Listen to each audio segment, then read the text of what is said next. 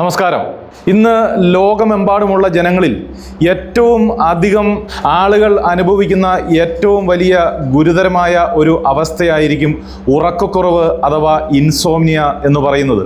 എന്നെ കാണാനായി personal consultation എടുത്ത് വരുന്നവരിൽ 90% ആളുകളും അനുഭവിക്കുന്ന ഏറ്റവും വലിയ ഒരു പ്രശ്നമാണ് ഉറക്കക്കുറവ് എന്ന് പറയുന്നത്. അവരൊക്കെ വന്ന് സംസാരിച്ച് തുടങ്ങുമ്പോൾ തന്നെ, അല്ലെങ്കിൽ അവരുടെ പ്രശ്നങ്ങളൊക്കെ പറഞ്ഞു തുടങ്ങുമ്പോൾ തന്നെ ആദ്യം പറയുന്ന ഒരു കാര്യമായിരിക്കും ഇത്. സാറിന് അറിയാമോ, ഞാൻ എത്ര കാലങ്ങളായി മര്യാദയ്ക്ക് ഒന്ന് ഉറങ്ങിയിട്ട് മനസമാധാനത്തോടെ നന്നായി ഒന്ന് ഉറങ്ങിയ കാലം മറന്നു സാറേ എന്നൊക്കെ പറയാറുണ്ട്. അപ്പോൾ ഈ ഉറക്കമില്ലായ്മ അല്ലെങ്കിൽ ഉറക്കക്കുറവ് എന്നൊക്കെ പറയുന്നത് 2-3 തരത്തിലുണ്ട്. ഒന്ന്, മണിക്കൂറുകളോളം ഉറക്കം വരാതെ തിരിഞ്ഞും വരഞ്ഞും കിടക്കും, ഉറക്കം വരികയില്ല. 2, എങ്ങനെയെങ്കിലും ഒന്ന് ഉറങ്ങിയാൽ തന്നെ കുറച്ചു കഴിയുമ്പോൾ ഉറക്കം ഞെട്ടിയുണരും. പിന്നെ എത്ര ശ്രമിച്ചാലും അന്നത്തെ ദിവസം ഉറങ്ങാൻ സാധിക്കുകയേയില്ല. അല്ലെങ്കിൽ ഇടയ്ക്കൊന്ന് മൂത്രമൊഴിക്കാനോ മറ്റോ എണീക്കേണ്ടി വന്നാൽ പിന്നെ അന്നത്തെ ദിവസം ഉറക്കം വരില്ല. 3, മറ്റു ചിലർക്ക് ഒന്ന് ഉറങ്ങിക്കിട്ടാനേ പാടുള്ളൂ. എങ്ങനെ പലവിധ ആലോചനയാൽ കിടക്കും, ഉറക്കം വരികയില്ല. അങ്ങനെ വളരെ കഷ്ടപ്പെട്ട് ഒന്ന് ഉറങ്ങിക്കിട്ടിയാൽ പിന്നെ ഒന്നും അറിയില്ല, എത്ര സമയം വേണമെങ്കിലും കിടന്ന് ഉറങ്ങാൻ വേണ്ടി കഴിയും. പക്ഷേ ഒന്ന് ഓർത്തു വെച്ചോളൂ, ഉറക്കമില്ലായ്മ അല്ലെങ്കിൽ ഉറക്കക്കുറവ് എന്നത് നമ്മുടെ മനസ്സിൻ്റെയും ശരീരത്തെയും ആരോഗ്യത്തെ എത്ര സാരമായി ബാധിക്കുന്നുണ്ട് എന്നറിയാമോ? മറ്റൊന്ന്, നിങ്ങളുടെ ശരീരത്തിൻ്റെ ആരോഗ്യം എത്ര മെച്ചമായിരുന്നിട്ടും ആവശ്യത്തിന് ഉറക്കം കിട്ടിയില്ല എങ്കിൽ പ്രത്യേകിച്ച് കാര്യമൊന്നുമില്ല. അത് ദൂരവ്യാപകമായ ആരോഗ്യ പ്രശ്നങ്ങൾ സൃഷ്ടിക്കും എന്നുള്ളതാണ്. എന്നാൽ നമ്മൾ നന്നായി ഉറങ്ങുന്നു എന്ന് പറയുന്നത് നമ്മളുടെ തലച്ചോറിനോട് നമ്മൾ കാണിക്കുന്ന ഏറ്റവും വലിയ കൃപയാണ് എന്ന് തന്നെ പറയാം. ഇന്നത്തെ കാലത്ത് പലതരത്തിലുള്ള മെന്റൽ ഇഷ്യൂസ് കൂടിക്കൂടി വരുന്നതായി പഠനങ്ങൾ പറയുന്നു. മൂഡ് സ്വിങ്ങുകൾ, പേഴ്സണാലിറ്റി ഡിസോർഡറുകൾ, ആങ്സൈറ്റി ഡിസോർഡറുകൾ, സ്ട്രെസ്, ഡിപ്രഷൻ, അങ്ങനെ പലതും. ആളുകളിൽ പലരും ക്ഷമയില്ലാത്തവരായി അഗ്രസീവായി മാറിക്കൊണ്ടിരിക്കുന്നു എന്നുള്ളതാണ്. പ്രത്യേകിച്ചും ഈ സമീപകാലത്ത് കൊറോണയ്ക്കൊക്കെ ശേഷം എന്ത് കാര്യത്തിലും തീരുമാനമെടുക്കാനുള്ള കഴിവ് കുറഞ്ഞിരിക്കുന്നു, സഹന ശക്തി കുറഞ്ഞിരിക്കുന്നു. ഇതൊക്കെ ഈ ഉറക്കക്കുറവിൻ്റെ ആഫ്റ്റർ ഇഫക്റ്റ് ആണ്. ഒരു തരത്തിലുമുള്ള ഇമോഷൻസിനെ ബാലൻസ് ചെയ്യാനോ നിയന്ത്രിക്കാനോ നമുക്ക് സാധിക്കാതെ ആയിരിക്കുന്നു. ഇതിനൊക്കെ ധാരാളം കാരണങ്ങളുണ്ടെങ്കിലും അതിൽ ഏറ്റവും പ്രധാനപ്പെട്ടതാണ് നമ്മളുടെ ഉറക്കത്തിൻ്റെ താളം തെറ്റിയിരിക്കുന്നു എന്നത്. ഉറക്കം ശരിക്കും നമ്മളുടെ ശരീരത്തിനും മനസ്സിനും തലച്ചോറിനും ഒക്കെ വേണ്ടിയാണെങ്കിലും അത് ഏറ്റവും കൂടുതൽ ബാധിക്കുന്നത് നമ്മുടെ തലച്ചോറിനെയാണ് എന്നുള്ളതാണ്. എന്ന് വെച്ചാൽ നമ്മളുടെ മനസ്സിലൂടെ കടന്നു പോകുന്ന, തലച്ചോറിലൂടെ കടന്നു പോകുന്ന ഒരു ദിവസത്തെ ചിന്തകളുടെ കണക്ക് എന്ന് പറയുന്നത് 65,000-നും 70,000-നും ഇടയിലാണ് എന്നുള്ളതാണ് പഠനം. അത്തരത്തിൽ ഒരു ദിവസം കടന്നു പോകുന്ന ചിന്തകളിലും കാണുന്ന കാഴ്ചകളിലുമുള്ള ഡാറ്റകളെല്ലാം നല്ലത്, ചീത്ത, ആവശ്യമുള്ളത്, ആവശ്യമില്ലാത്തത് എന്നിങ്ങനെ സോർട്ട് ഔട്ട് ചെയ്ത് അതിൽ ആവശ്യമുള്ളതിനെ സ്റ്റോർ ചെയ്ത് ആവശ്യമില്ലാത്തതിനെ തള്ളിക്കളഞ്ഞ് തലച്ചോറിനെ റീഫ്രഷ് ആക്കുന്നത് നമ്മൾ ഉറങ്ങിക്കിടക്കുന്ന സമയത്താണ് എന്നുള്ളതാണ്. അപ്പോൾ അങ്ങനെയാണെങ്കിൽ നമുക്ക് നല്ല ക്വാളിറ്റി സ്ലീപ്പ് കിട്ടിയില്ലെങ്കിൽ നമ്മളുടെ തലച്ചോറിന് സംഭവിക്കുന്നത് എന്തായിരിക്കും? ഒരു ചെറിയ ഉദാഹരണം പറഞ്ഞാൽ, നമ്മൾ ഒരു ബാങ്കിനെ ശ്രദ്ധിക്കുക. ഒരു ബാങ്കിന് ഒരു സമയക്രമം നിശ്ചയിച്ചിട്ടുണ്ടല്ലോ. രാവിലെ 10 മുതൽ വൈകിട്ട് 3:30 വരെ മറ്റോ ആണ് എന്ന് തോന്നുന്നു. എന്ന് വെച്ച് 3:30 ശേഷം അവിടെയുള്ള ആളുകളെല്ലാം ബാങ്ക് ക്ലോസ് ചെയ്ത് ജീവനക്കാരെല്ലാം പോകുന്നു എന്നാണോ അർത്ഥം? അല്ലല്ലോ. എന്നാൽ 3:30 വരെ പൊതുജനങ്ങൾക്കുള്ള സേവനം കൊടുത്തതിന് ശേഷം 3:30 ശേഷം അവിടുത്തെ ജീവനക്കാരെല്ലാം 5:30 വരെ അവിടെ തന്നെ ജോലി ചെയ്യുന്നുണ്ട് എന്നുള്ളതാണ്. അപ്പോൾ 3:30 വരെ എന്ന വർക്കിംഗ് ടൈമിന് ശേഷം ബാക്കിയുള്ള സമയം അവിടുത്തെ ജോലിക്കാർ അവിടെ എന്തായിരിക്കും ചെയ്യുന്നുണ്ടാവുക? അത് മറ്റൊന്നുമല്ല, 10 മണി മുതൽ 3:30 മണി വരെ അവിടെ നടന്ന ഇടപാടുകളെല്ലാം കാൽക്കുലേറ്റ് ചെയ്ത്, സോർട്ട് ഔട്ട് ചെയ്ത്, അക്കൗണ്ട്സ് എല്ലാം ക്ലിയർ ചെയ്ത്, ക്ലറിക്കൽ വർക്കുകളെല്ലാം പൂർത്തിയാക്കി, ക്യാഷുകളെല്ലാം എണ്ണി തിട്ടപ്പെടുത്തി ലോക്കറിൽ സൂക്ഷിച്ച് എല്ലാം റെക്കോർഡ് ചെയ്ത് പിറ്റേ ദിവസത്തേക്ക് വേണ്ടി ആ ബാങ്കിനെ പ്രവർത്തന സജ്ജമാക്കി റീഫ്രഷ് ചെയ്ത് എല്ലാം റെഡിയാക്കി വെക്കുന്നു എന്നതല്ലേ? ഈ പ്രവൃത്തി 3:30 ശേഷം അവിടെ നടന്നില്ല എങ്കിൽ പിറ്റേ ദിവസം എന്തായിരിക്കും ആ ബാങ്കിൽ സംഭവിക്കുക? ഒരു അർത്ഥത്തിൽ പറഞ്ഞാൽ അത് തന്നെയാണ് നമ്മളുടെ തലച്ചോറിനും ശരിയായ ഉറക്കം ലഭിച്ചില്ല എങ്കിൽ സംഭവിക്കുന്നത്.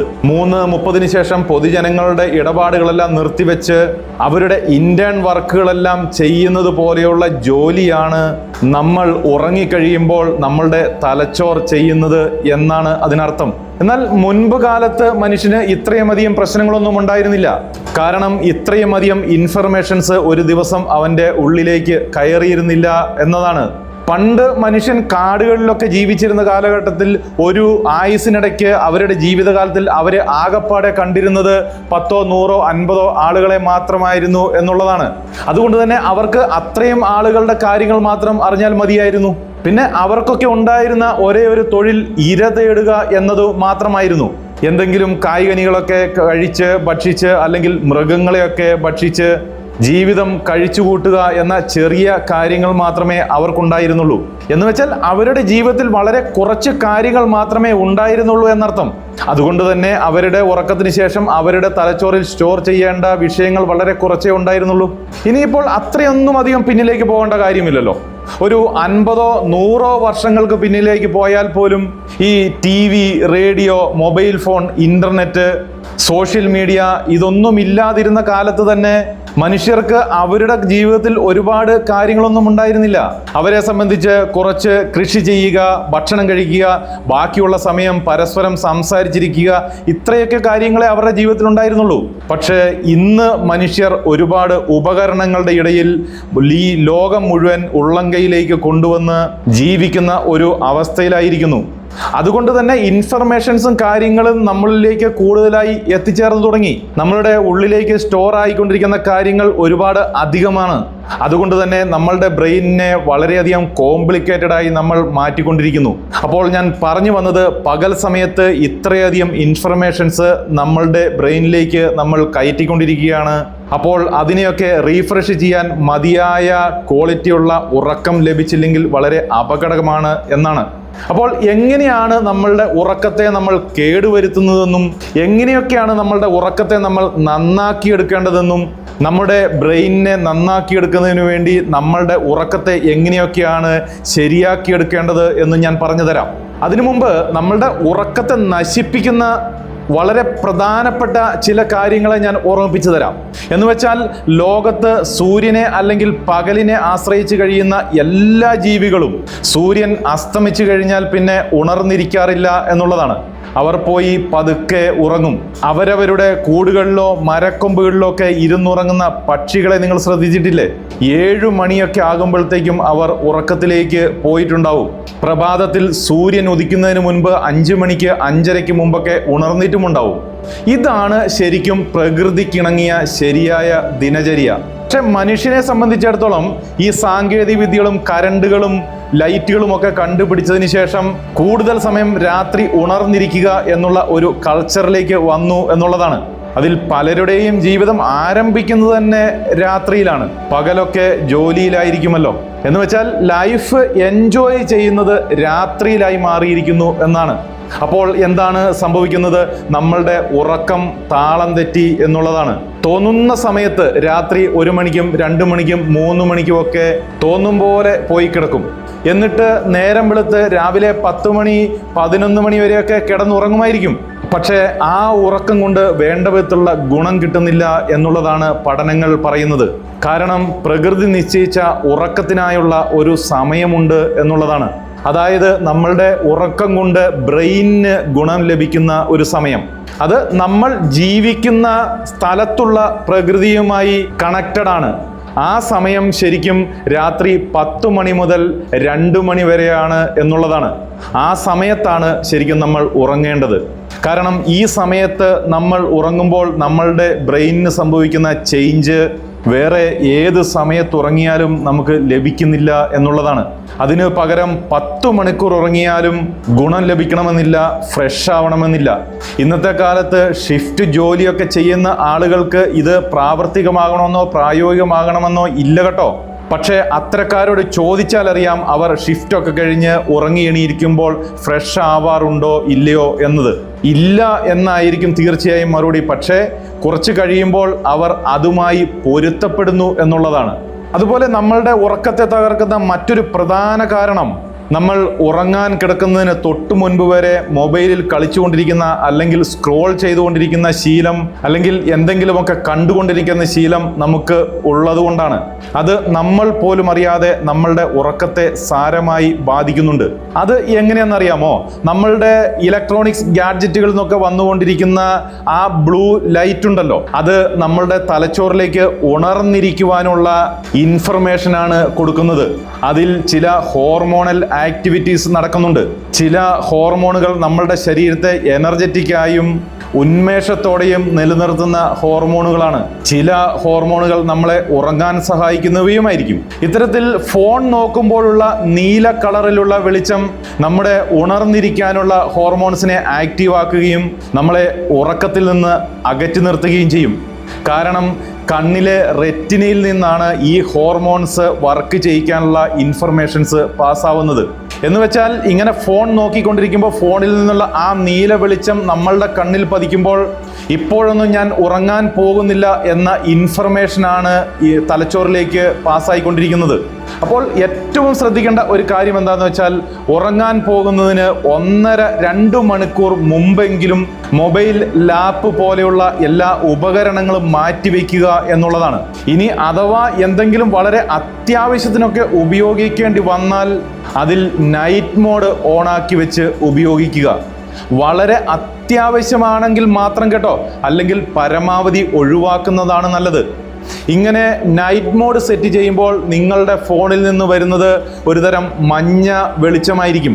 മാത്രമല്ല അതിൻ്റെ സ്ക്രീൻ ബ്രൈറ്റ്നസ് പരമാവധി കുറയ്ക്കുകയും ചെയ്യുക. ഇങ്ങനെ ഉറങ്ങാൻ പോകുന്നതിന് മുമ്പ് 1-2 മണിക്കൂർ മുമ്പെങ്കിലും മൊബൈൽ ഫോൺ മാറ്റിവെക്കുന്നതിലൂടെ നമ്മുടെ തലച്ചോറിന് ഒരു റെസ്റ്റും കൂടിയാണ് കിട്ടുന്നത്. കാരണം ഫോൺ സ്ക്രോൾ ചെയ്ത് ഓരോന്ന് കണ്ടുകൊണ്ടിരിക്കുമ്പോൾ തലച്ചോറിലേക്ക് ലഭിക്കുന്ന ഇൻഫർമേഷൻസിൻ്റെ അളവ് വളരെ കുറയുമല്ലോ. അപ്പോൾ ഉറങ്ങുന്നതിന് 1-2 മണിക്കൂർ മുമ്പ് ഇതൊക്കെ മാറ്റിവെക്കുക എന്നേ ഉള്ളൂ. ആ സമയത്ത് അവനവൻ്റെ കൂടെ സ്വയം ചെലവഴിച്ച് ഒരു റിലാക്സ് മൂഡിലേക്ക് എത്തുക. ഇത് നിങ്ങളുടെ ഉറക്കത്തെ ബൂസ്റ്റ് ചെയ്യും. പിന്നെ അതുപോലെ തന്നെ നിങ്ങളുടെ ഉറക്കത്തെ മെച്ചപ്പെടുത്തുന്ന മറ്റൊരു പ്രധാനപ്പെട്ട കാര്യം പകൽ സമയത്ത് വെയിൽ കൊള്ളുക എന്നുള്ളതാണ്.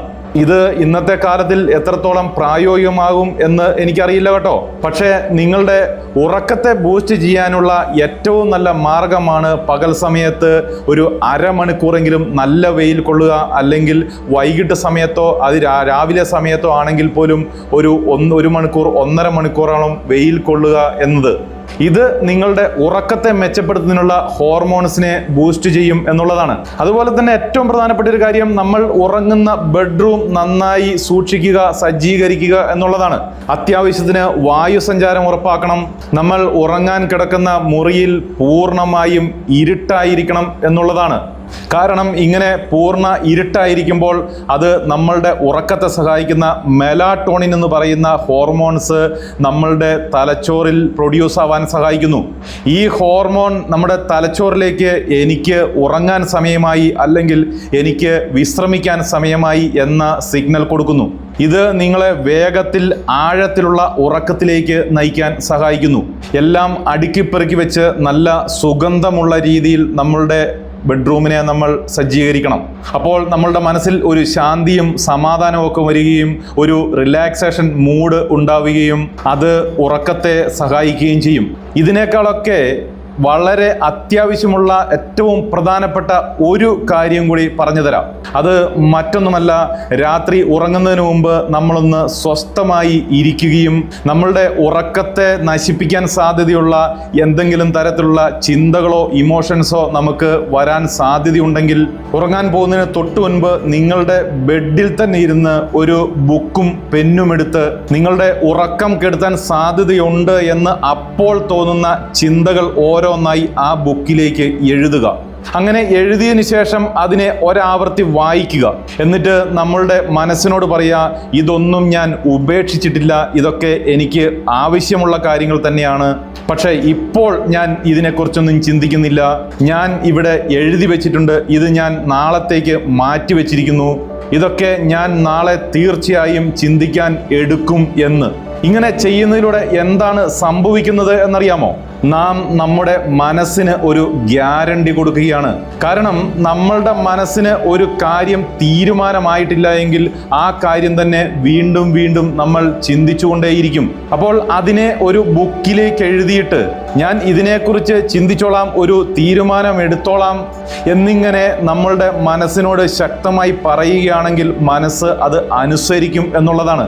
അങ്ങനെ ആ ഭാരങ്ങൾ ഇറക്കി വെച്ചിട്ട് ഉറങ്ങാൻ കിടക്കണം. അപ്പോൾ നമുക്ക് വേഗം ഉറക്കം വരികയും ആ ഉറക്കം വളരെ ഡീപ്പായി മാറുകയും ചെയ്യും. ഞാനിപ്പോൾ ഇത് പറഞ്ഞപ്പോൾ നിങ്ങളുടെയൊക്കെ മനസ്സിൽ ഒരു അവിശ്വസനീയത ഉണ്ടായില്ലേ? ശരിയല്ലേ? ഇതൊക്കെ നടക്കാൻ പോകുന്ന കാര്യമാണോ? ഇതൊക്കെ ശരിയാണോ എന്ന്? പക്ഷേ വിശ്വസിച്ചുകൊള്ളൂ, 100% ഫലം ഉറപ്പാണ്. വളരെ നിസ്സാരമായി നമ്മൾ കാണുന്ന പലതിനും വളരെ വലിയ എഫക്റ്റ് ഉണ്ട് എന്ന് മനസ്സിലാക്കിക്കോളൂ. മറ്റൊന്ന്, ഞാൻ എപ്പോഴും പറയാറുള്ള ഒരു കാര്യം തന്നെയാണ്, എല്ലാ ദിവസവും കിടക്കുന്നതിന് മുൻപ് ഒരു 10 മിനിറ്റെങ്കിലും അന്ന് സംഭവിച്ച അല്ലെങ്കിൽ ജീവിതത്തിൽ ലഭിച്ചിട്ടുള്ള കുറച്ച് കാര്യങ്ങൾക്കെങ്കിലും നന്ദി പറഞ്ഞ് ഒരു മെഡിറ്റേഷനിൽ ഇരിക്കുക എന്നുള്ളത്. ഇതും നിങ്ങളുടെ ഉള്ളിൽ ഒരു ശാന്തിയും സമാധാനവും കൊണ്ടുവരികയും നിങ്ങളുടെ ഉറക്കത്തെ സഹായിക്കുകയും ചെയ്യും. അപ്പോൾ ഞാൻ ഇന്ന് ഇവിടെ പറഞ്ഞ കാര്യങ്ങളൊക്കെ മനസ്സിരുത്തി കേട്ട് ഇതിൻ്റെ പോയിന്റുകളൊക്കെ നോട്ട് ചെയ്തു വെച്ച് കുറച്ച് ദിവസം അടുപ്പിച്ച് നിങ്ങൾ ചെയ്തു നോക്കൂ. ഉറക്കക്കുറവ് എന്ന പ്രശ്നത്തിന് ഒരളവ് വരെ വലിയ ആശ്വാസം ലഭിച്ചിരിക്കും. കുറച്ച് ദിവസങ്ങളോളം ഇതൊക്കെ ചെയ്തിട്ടും നിങ്ങളുടെ ഉറക്കക്കുറവ് എന്ന പ്രശ്നം നിലനിൽക്കുകയാണെങ്കിൽ തീർച്ചയായും ഒരു വിദഗ്ധൻ്റെ അല്ലെങ്കിൽ ഒരു തെറാപ്പിസ്റ്റിൻ്റെ സഹായം അല്ലെങ്കിൽ തെറാപ്പി നിങ്ങൾക്ക് ആവശ്യമുണ്ട്. അതിനായി ഒട്ടും മടിക്കേണ്ടതില്ല എന്നാണ് അർത്ഥം. അതിനായി ഒട്ടും അമാന്തിച്ച് നിൽക്കരുത്. അപ്പോൾ ഈ വീഡിയോ എല്ലാവർക്കും ഉപകാരപ്പെട്ടിട്ടുണ്ടാവും എന്ന് വിശ്വസിക്കുന്നു. അങ്ങനെയെങ്കിൽ ആ വിവരം കമൻറ്റ് ബോക്സിൽ രേഖപ്പെടുത്തുക. വീഡിയോ ഇഷ്ടപ്പെട്ടിട്ടുണ്ടെങ്കിൽ ലൈക്ക് ചെയ്യുക. ഇത്തരത്തിലുള്ള അറിവുകൾ വീണ്ടും ലഭിക്കുന്നതിന് വേണ്ടി ഈ ചാനൽ സബ്സ്ക്രൈബ് ചെയ്യുക. അപ്പോൾ മറ്റൊരു വീഡിയോയുമായി വീണ്ടും കാണും വരെ നന്ദി, നമസ്കാരം.